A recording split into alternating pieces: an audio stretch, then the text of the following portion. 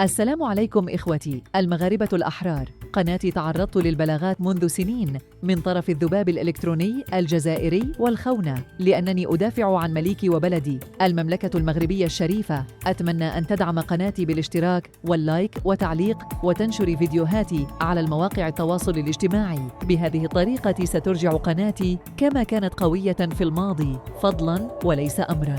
نحن اللبؤات المملكة المغربية سنتصدى لأي عدو كما كان، ودائما الله الوطن الملك والصحراء المغربية وعاش الملك. خاوتي خواتاتي اهلا وسهلا مرحبا بكم يا جماعة الخير سلف الله والسلام عليكم. J'espère que vous allez bien, j'espère que vous vous portez bien. Alors hier le 27 mars 2024, plutôt c'était pas hier, c'était avant-hier. C'était avant-hier, voilà, j'ai pas voulu en parler franchement, mais tellement j'ai été interpellé sur cette affaire, par des amis algériens et par des amis marocains, parce que moi j'ai des amis, je suis algérien mais j'ai aussi des amis marocains, je suis fier de l'être, de les avoir, comme je suis très fier d'être algérien, je suis aussi fier d'être un maghrébin, et je suis attaché à la paix et à la fraternité entre les deux pays, notre engagement là-dessus, notre engagement dans la désescalade et dans d'essayer de tisser des passerelles pour réconcilier les deux pays est un engagement fondamental qui fait l'identité d'Algérie par que nous le défendrons jusqu'au bout. Alors le 26 mars dernier, Ahmed Attaf, le ministre des Affaires étrangères algérien, s'est exprimé sur la fameuse affaire des confiscations des biens de l'ambassade d'Algérie qui a marqué le début du mois de Ramadan. Au début du mois de Ramadan, cette affaire a éclaté entre le 13 et le 15 mars. Il y a eu une énorme polémique. Alors le ministre algérien des Affaires étrangères nous a étonnés. Il a calmé la situation. Il a dit que non, c'est une affaire qui était close, où le Maroc avait pris une décision qui a été jugée appropriée suite à la réponse de l'Algérie à ce sujet. Un discours totalement différent et radicalement différent du discours habituellement radical, violent, brutal à l'encontre du Maroc. Alors que, je vous rappelle que dans cette affaire, le ministre des Affaires étrangères avait adopté une attitude extrêmement violente dans un communiqué où il parle de provocation, qui va répondre à ces provocations par tous les moyens appropriés,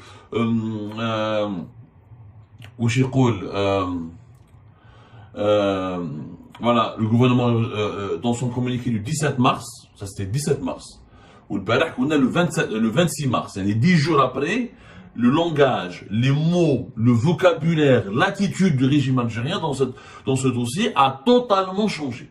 Le 17 mars, le projet de la confiscation des biens de l'ambassade d'Algérie au Maroc a été dénoncé, condamné dans des termes les plus forts. L'Algérie répondra à ces provocations par tous les moyens légaux. C'était vraiment un communiqué assez violent. Vous pouvez le relire.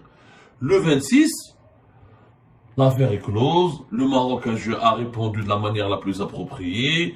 La souveraineté de l'Algérie, elle est entre des bonnes mains. Nous n'avons pas de problème.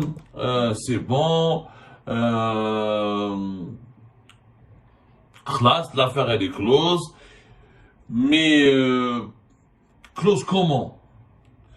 Alors que 9 jours plus tard, le communiqué de la diplomatie algérienne, de ce même ministère dirigé par M. Ahmed Attaf, disait que le Royaume du Maroc s'est engagé dans une nouvelle phase escalatoire dans ses comportements provocateurs à l'égard de l'Algérie. L'Algérie dénonçait une violation inqualifiable du respect et du devoir de protection à l'égard de ses représentations diplomatiques des États souverains qu'on sanctuarise tant le droit que la coutume internationale.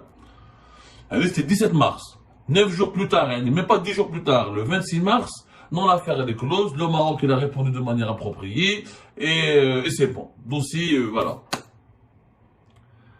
En réalité, cette affaire témoigne et révèle l'incroyable amateurisme du dirigeant actuel. L'incroyable amateurisme. L'affaire elle est close, pourquoi? Parce que le Maroc n'a pas réagi officiellement. Il n'y a pas eu de réaction officielle, il y a eu juste une réaction officieuse 2 jours plus tard, l'année 19 mars à peu près, des sources marocaines autorisées, des sources marocaines diplomatiques autorisées ont parlé à l'AFP, il y a une agence de presse espagnole, l'agence de presse gouvernementale espagnole et l'agence de presse publique française, l'AFP, pour dire que voilà, le Maroc ne veut pas de l'escalade, qu'il a respecté ses engagements internationaux et qu'il était en contact permanent avec les autorités algériennes et que l'Algérie était au courant de ce dossier, etc. L'Algérie, les autorités algériennes et les médias algériens continuent d'attaquer le Maroc. C'est à ce moment-là que les autorités marocaines ont fait fuiter ces fameux documents que nous avons publiés nous-mêmes juste après. C'était dans la vidéo, vous pouvez la revoir. C'était je crois le 21 ou le 22 mars. Même pas, c'était le 19 mars. Nous avons révélé, nous avons nous-mêmes publié ces 2 fameux documents qui datent de 2002, qui démontrent que c'est l'Algérie qui a commencé la première fois, c'est l'Algérie qui a lancé une opération d'expropriation d'un bien occupé par l'ambassade du Maroc à Alger. C'était la résidence privée de l'ambassadeur marocain. C'était des correspondances, rappelez-vous, vous pouvez le revoir l'émission dans le 19 mars, le 21 ou le 22 mars dernier sur Algérie Part, où les documents sont clairement visibles.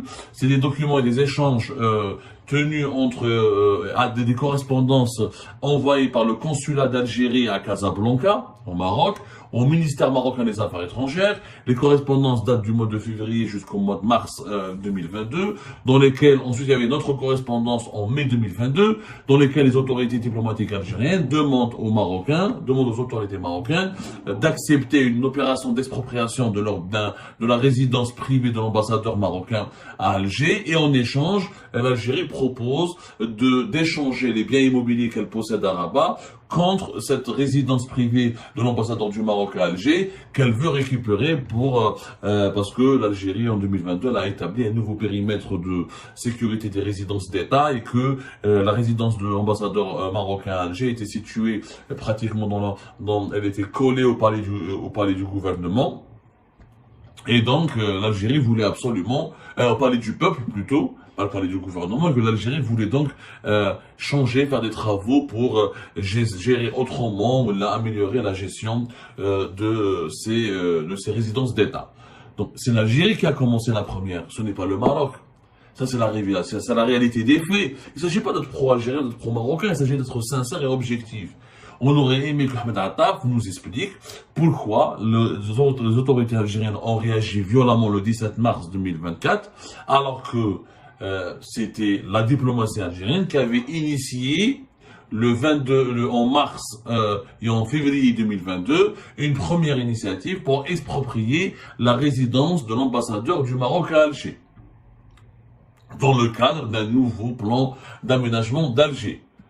Les documents étaient très clairs et précis, et nous les avons même publiés. Et plusieurs médias internationaux et médias marocains les ont même publiés. Il n'y a pas eu une seule réaction de la part de l'Algérie. Selon ces documents, il y avait une divergence entre les autorités algériennes et marocaines. C'est que l'Algérie estimait que la résidence privée de l'ambassadeur du Maroc à Alger était un bien de l'État algérien, qui était mis à la disposition du Maroc, donc il n'appartenait pas juridiquement et légalement au Maroc, alors que l'Algérie estimait que les 3 biens qui étaient situés à côté du siège du ministère des Affaires étrangères marocain à Rabat étaient des propriétés foncières et immobilières officielles de l'État algérien. Il y avait un problème d'interprétation, alors que le Maroc, lui-même d'autres sources marocaines disent que c'était le monarque marocain qui avait offert ces terrains à l'État algérien, comme l'Algérie avait offert ce terrain au 44 rue Franklin Roosevelt à Alger pour que l'ambassadeur du Maroc dispose d'une résidence privée là-bas. Donc il y avait des problèmes d'interprétation, il y avait des divergences qui auraient pu être réglées dans le cadre du canal diplomatique, dans les négociations et des pourparlers. D'ailleurs, le consulat d'Algérie à Casablanca avait, dans ses correspondances, il était très respectueux, très professionnel. Franchement, c'était une affaire qui était gérée le plus normalement du monde. Il n'y avait pas de problème. Soudainement, l'Algérie, le 17 mars, a déclenché une crise.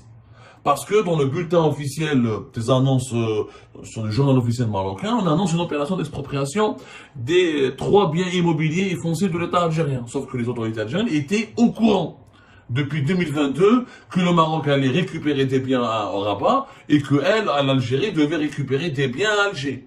Donc il y avait des négociations. Dès le départ, depuis 2022, les documents sont clairs. Et on ne peut pas nier, on ne peut pas les cacher. Et ce sont des documents écrits, encore une fois, et rédigés par l'ambassade d'Algérie, par le consulat d'Algérie, par le consulat d'Algérie à Casablanca. يعني ما نقدروش نقولوا باللي y avait un secret ولا ما على باليش و personne ne peut nier ça. En réalité, Ahmed Attaf, ses services ont réagi très violemment parce qu'il n'était certainement pas informé qu'à l'époque de la Mamra, parce que longtemps la Mamra c'était lui qui était l'ancien ministre des Affaires étrangères, au niveau du consulat général d'Algérie à Casablanca, des contacts officiels avaient été entamés avec les autorités marocaines pour traiter ce dossier des biens immobiliers. Donc, en fait, il y avait un manque de coordination extrêmement grave. Je dis bien un manque de coordination extrêmement grave qui a abouti malheureusement à une attitude algérienne déraisonnable et irrationnelle, parce qu'il aurait suffi, c'est simple, il aurait suffi juste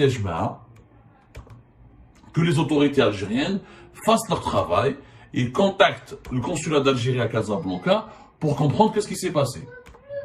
Clair, l'air net précis, l'affaire a été montée de toutes pièces en fait. Il n'y avait pas de polémique. Les deux pays, il n'y avait ni violation de la souveraineté de la part du Maroc contre l'Algérie, ni violation de la souveraineté de l'Algérie contre le Maroc. L'Algérie avait commencé la première, elle a demandé l'expropriation. Le Maroc a dit, ok, nous aussi, on a envie de récupérer des biens qui vous appartiennent parce qu'on a envie, nous aussi, de faire des travaux d'extension de notre ministère des Affaires étrangères. Négocier ensemble. Comment on peut négocier? L'Algérie avait fait des propositions, le Maroc avait fait des propositions. Normalement, le cercle diplomatique aurait dû être actif, toujours. On aurait dû continuer à traiter ce dossier dans les coulisses. C'est une affaire, elle est protocolaire. Il n'y a pas de violence, il n'y a pas d'attaque. Le Maroc n'a pas voulu attaquer l'Algérie. L'Algérie n'a pas voulu attaquer le Maroc.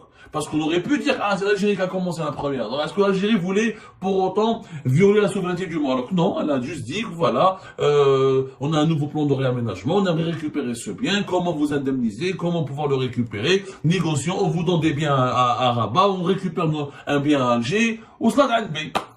ما كاش يعني ما كاش هاي مكتوبة يا جماعة راهي مكتوبة في les documents officiels signé par le consulat général d'Algérie à Casablanca. Dans le cadre de l'exécution du plan d'aménagement directeur de la ville d'Alger, notamment le réaménagement de sa partie centre, comme le Sidi Mohamed, englobant la périphérie immédiate du Palais du Peuple, monument historique classé, il a été procédé par les services du domaine national au recensement des biens situés dans le périmètre objet de ce rapport. De ce fait, et en raison de sa proximité au Palais du Peuple et donc de son implantation dans le projet de zone d'État, a aménagé le bien situé au 44 rue Franklin Roosevelt, mis à titre gracieux depuis 1991 à la disposition de la mission diplomatique du Royaume du Maroc pour les besoins de résidence de son ambassadeur, se trouve ainsi inclus dans la future zone des travaux. Voilà. Aussi, compte tenu de ce qui précède, le gouvernement algérien a décidé d'engager une opération d'expropriation pour cause d'utilité publique de certaines propriétés de cette zone et par conséquent de reprendre possession de la résidence de l'ambassadeur de la mission marocaine. Une évaluation domaniale de ce bien sera établie par les services concernés et considérée dans l'opération d'échange ou de rétrocession qui pourrait toucher le siège de notre section consulaire à Rabat, sur la base de laquelle des indemnités compensatoires pourraient être versées. Ah, c'est clair, c'était le 14 mars 2022. Le dernier échange, le 14 mars 2022, entre le consulat général de l'Algérie à Casablanca et le ministère, et la direction du protocole du ministère marocain des Affaires étrangères de la coopération africaine. Donc il n'y avait pas de problème. Les échanges étaient cordiaux, étaient respectables et étaient respectueux. Donc il n'y avait pas de crise. En réalité, comme il y a le Ahmed Attaf, il a été incompétent dans cette affaire. Il y a eu un buzz médiatique. Il y a eu des médias marocains où la français et les Marocains ont révélé que le Maroc s'apprêtait à exproprier les biens de l'Algérie. Le ministère des Affaires étrangères n'a pas pris n'a pas pris le temps nécessaire de vérifier ce dossier. Il n'a pas pris le temps nécessaire de contacter le consulat général d'Algérie à Casablanca, n'a pas revu ses archives, il n'y a pas eu une bonne coordination entre les services du ministère des Affaires étrangères, et le ministre a demandé à sa direction de communication de rédiger un communiqué virulent pour allumer le Maroc, pour le descendre, pour l'insulter, juste pour faire plaisir à Abdelmajid Tebboune et à la présidence algérienne qui conduit, vous le savez, une politique anti-marocaine très radicale. Ils ont voulu, la diplomatie algérienne, Ahmed Attaf a voulu faire du buzz. Où il a voulu faire du buzz, où il a été contraint par la présidence de réagir violemment pour attaquer les Marocains, pour les insulter. Alors qu'en réalité, il n'y avait pas de problème. Les négociations étaient en cours depuis 2022 et les accords étaient en train d'être négociés pour que chacun des deux États récupère un bien qui lui appartenait. Ou là pour qu'il soit indemnisé, ou là pour qu'il puisse récupérer ou la céder à son bien sans qu'il soit lésé.